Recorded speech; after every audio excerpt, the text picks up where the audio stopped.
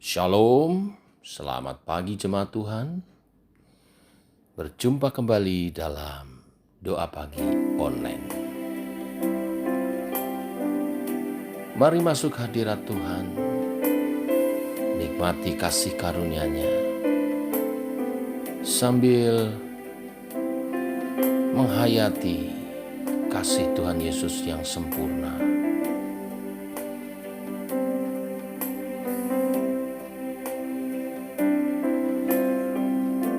Kasih yang sempurna, kasih yang sempurna telah ku terima darimu, bukan karena kebaikanku, hanya oleh kasih karunia-Mu. Kau pulihkan aku, layakkanku untuk dapat memanggil-Mu Bapa. Kau beri yang ku pinta saat ku mencari, ku mendapatkan.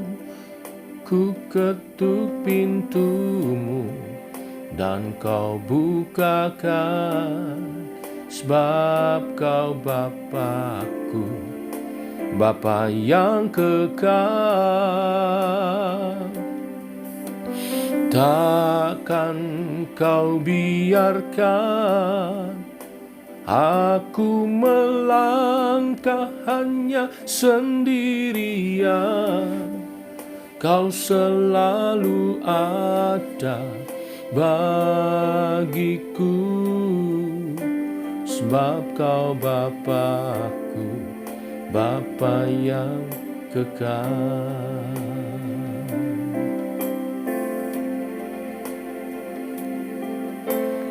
Oh, kasih-Mu sempurna, kasih yang sempurna telah ku terima darimu, bukan karena kebaikanku, hanya oleh kasih karunia-Mu. Kau pulihkan aku, layakkanku untuk dapat memanggil-Mu Bapa. Kau beri yang ku pinta saat ku mencari, ku mendapatkan. Ku ketuk pintu-Mu dan Kau bukakan, sebab Kau Bapa-Ku, Bapa yang kekal. Takkan Kau biarkan aku melangkah hanya sendirian. Kau selalu ada bagiku, sebab Kau Bapa-Ku, Bapa yang kekal.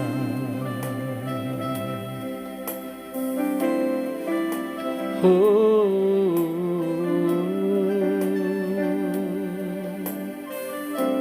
Kau Bapa yang kekal, sempurna kasih-Mu. Terima kasih Tuhan, kami menerima kasih-Mu.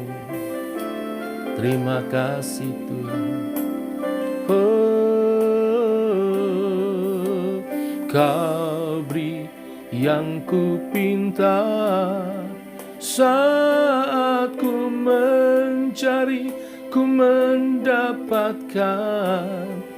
Ku ketuk pintu-Mu dan kau bukakan, sebab kau Bapa-Ku, Bapa yang kekal. Takkan kau biarkan aku melangkah hanya sendirian.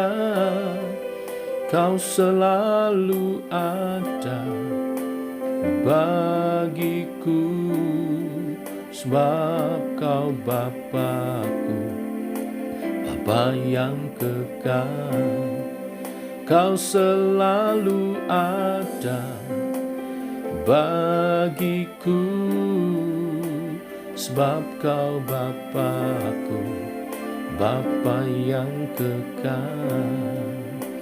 Kau selalu ada bagiku, sebab kau Bapa-Ku, Bapa yang kekal.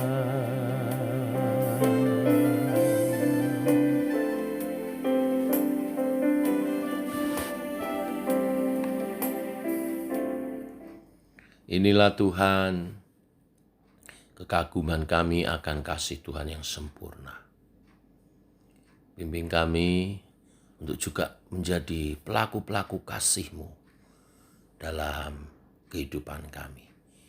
Oleh kebenaran firman yang sebentar kami renungkan bersama. Dalam nama Tuhan Yesus Kristus. Amin. Bapak Ibu, kita lanjutkan renungan firman Tuhan pagi ini. Kali ini Lukas pasal 6 ayat 27 sampai 36. Judul perikop, kasihilah musuhmu. Saya akan urai menjadi 3 kali. Ya, jadi 3 hari ke depan, hari ini dan 2 hari berikutnya. Ya, karena ini syarat akan makna-makna rohani yang dalam dan merupakan inti pengajaran kasih daripada Tuhan. Demikian firman Tuhan. Ayat 27 saya baca. Tetapi kepada kamu yang mendengarkan aku berkata, kasihilah musuhmu, berbuatlah baik kepada orang yang membenci kamu. Mintalah berkat bagi orang yang mengutuk kamu, berdoalah bagi orang yang mencaci kamu. Barang siapa menampar pipimu yang satu, berilah juga kepadanya pipimu yang lain. Dan barang siapa yang mengambil jubahmu, biarkan juga ia mengambil bajumu. Berilah kepada setiap orang yang meminta kepadamu, dan jangan meminta kembali kepada orang yang mengambil kepunyaanmu. Dan sebagaimana kamu kehendaki supaya orang berbuat kepadamu, perbuatlah juga demikian kepada mereka. Dan jikalau kamu mengasihi orang yang mengasihi kamu, apakah jasamu? Karena orang-orang yang berdosa pun mengasihi juga orang-orang yang mengasihi mereka. Sebab jikalau kamu berbuat baik kepada orang yang berbuat baik kepada kamu, apakah jasamu? Orang-orang berdosa pun berbuat demikian. Dan jikalau kamu meminjamkan sesuatu kepada orang, karena kamu berharap akan menerima sesuatu daripadanya, apakah jasamu? Orang-orang berdosa pun meminjamkan kepada orang-orang berdosa supaya mereka menerima kembali sama banyak. Tetapi kamu, kasihilah musuhmu dan berbuatlah baik kepada mereka, dan pinjamkanlah dengan tidak mengharapkan balasan. Maka upahmu akan besar dan kamu akan menjadi anak-anak Allah yang Maha Tinggi. Sebab ia baik terhadap orang-orang yang tidak tahu berterima kasih dan terhadap orang-orang jahat. Hendaklah kamu murah hati, sama seperti Bapakmu adalah murah hati. Amin. Kasihilah musuhmu. Perintah untuk mengasihi musuh ini sering menyebabkan kekristenan dicela, diserang oleh orang-orang beragama lain. Karena dianggap tidak masuk akal, Bapak Ibu Saudara sekalian. Tetapi tentang kasihilah musuhmu ini, ya, justru ini adalah perintah yang paling mulia, paling luhur yang pernah diberikan kepada manusia. Agama yang salah atau palsu tidak berani memberikan perintah seperti ini. Karena tanpa pengaruh secara supranatural atau keilahian itu pasti tidak akan bisa dapat dipraktekkan selama-lamanya. Perintah ini justru datang dari surga. Nah, perintah ini bukan hanya perkataan secara filosofi, tetapi mesti diwujudkan dalam kasih yang nyata. Ya, kasihilah musuhmu, ya diwujudkan dalam kasih terhadap musuh. Kasih kepada musuh atau orang yang memusuhi kita bukan hanya berupa kasih di dalam hati kita. Dalam arti kita tidak membenci, tetapi harus ada wujud lahiriahnya juga. Ya, hari ini saya urai 2, besok 1 tapi panjang dalam prakteknya, dan lusa sebagai penutup. Ya, perwujudan kasih terhadap musuh yang pertama, tetap berbuat baik kepada mereka. Ingatlah bahwa Yesus bukan berkata, jangan membenci musuhmu, tetapi Yesus berkata, kasihilah musuhmu. Sejalan dengan itu, Yesus bukanlah berkata, janganlah berbuat jahat kepada mereka, tetapi ia berkata, berbuatlah baik kepada mereka. Karena itu tidak cukup kalau kita sekedar tidak berbuat jahat terhadap musuh kita. Kita mesti aktif, bahkan kita harus berbuat baik kepadanya. Yesus sendiri memberi teladan dalam mengajar, menyatakan, mempraktekkan pengajaran ini. Ia sendiri mempraktekkan perintah untuk mengasihi musuh dan berbuat baik bagi mereka, khususnya pada waktu ia mau menjadi manusia dan menderita dan mati di kayu salib untuk dosa-dosa umat manusia yang memusuhi dia. Kasih yang digunakan di ayat ini memakai kata agapan, dari kata agape yang menggambarkan perasaan baik yang aktif terhadap orang lain. Itu berarti bahwa tak peduli apa yang dilakukan oleh orang itu terhadap kita, kita akan tetap berbuat baik kepadanya. Memang kita tidak bisa mengasihi musuh kita seperti kita mengasihi orang yang terdekat, yang kekasih kita. Tetapi kita dapat mengusahakan, tak peduli apa yang seseorang lakukan terhadap kita, menghina, menyakiti, melukai kita, kita tidak akan mengusahakan apapun kecuali kebaikan bagi dirinya. Ini perintah Tuhan Yesus. Yang kedua, wujud mengasihi musuh adalah mendoakan mereka, ya, atau memintakan berkat untuk mereka. Ayat 28 tadi menjelaskan, ya. Nah, dalam mendoakan musuh perlu dicamkan, ya, bahwa kita harus berdoa demi dia, bukan demi diri kita sendiri. Maksudnya bagaimana? Kalau kita mempunyai teman sekerja atau saudara yang menjengkelkan kita, ya, memusuhi kita, kita mungkin akan berdoa supaya dia bertobat. Tetapi kita bisa melakukan ini demi diri kita sendiri, dengan pikiran kalau dia bertobat kan tidak akan menjengkelkan saya lagi, tidak akan mengganggu saya lagi. Ini dosa yang dilandasi oleh perasaan egois, bukan kasih. Ya, yang dimaksudkan berdoalah supaya dia bertobat, ya supaya dia selamat, supaya dia berkenan kepada Tuhan, bukan karena kepentingan kita. Ini juga yang dipraktekkan oleh Yesus sendiri di kayu salib. Ampunilah mereka, karena mereka tidak mengerti apa yang mereka perbuat. Ya, hari ini saya bahas 2 poin saja. Saya beri penutup. Inilah perintah Tuhan. Benaran firman pagi hari ini.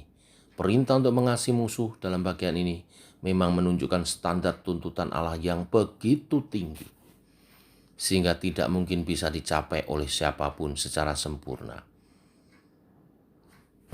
Mengapa Tuhan memberi standar yang begitu tinggi, bahkan tidak masuk akal? Yang pertama, untuk menunjukkan kesucian Allah. Yang kedua, ini sebetulnya bukan tidak masuk akal, tetapi menjadi tidak masuk akal karena manusia jatuh dalam dosa. Sehingga selalu kecondongan kita kepada dosa. Tetapi Allah tidak pernah menurunkan standar kesuciannya.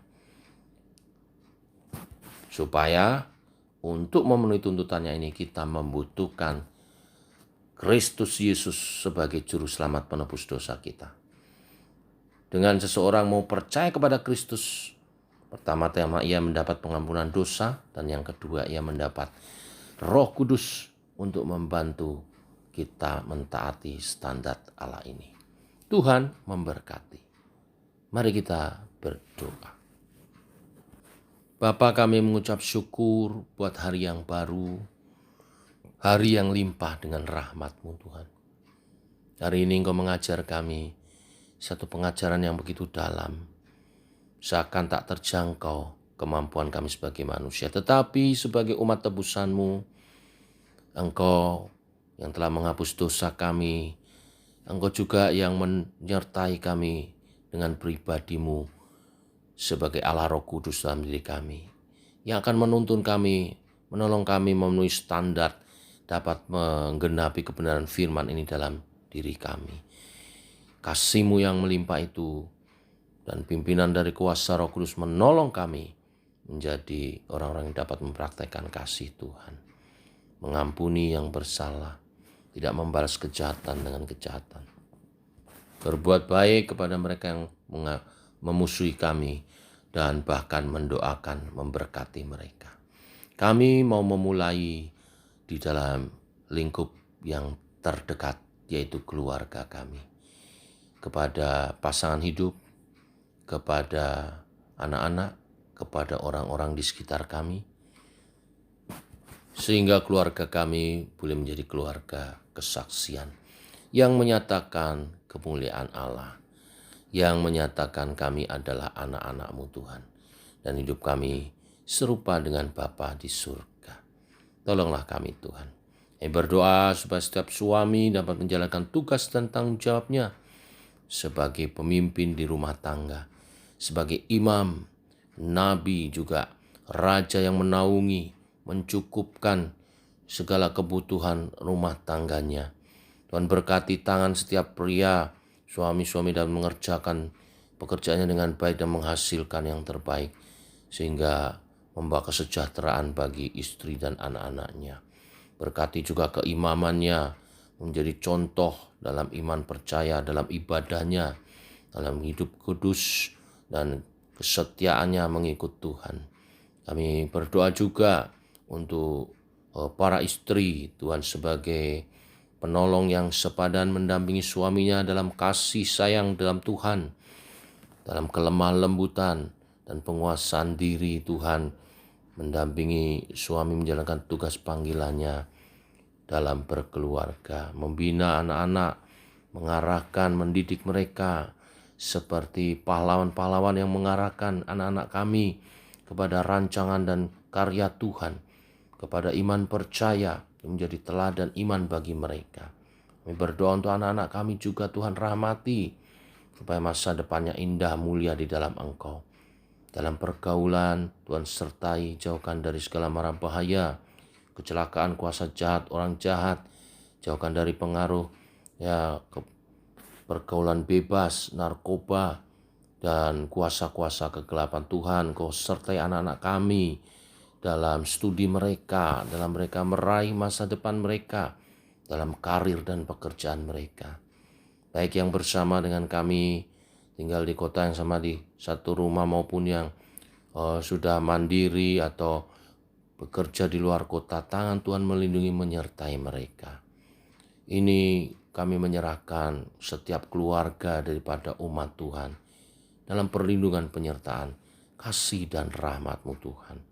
Supaya melalui keluarga ini nama Tuhan dimuliakan, terpancar kesatuan Allah Tritunggal di dalam kesatuan, keharmonisan, sukacita, dan kebahagiaan. Demikian doa-doa kami naikkan hari ini, menyertai setiap keluarga umat-Mu. Dalam nama Tuhan Yesus kami berdoa. Amin. Demikian saudara, doa pagi kita. Selamat pagi, selamat berjalan bersama dengan Tuhan. Shalom.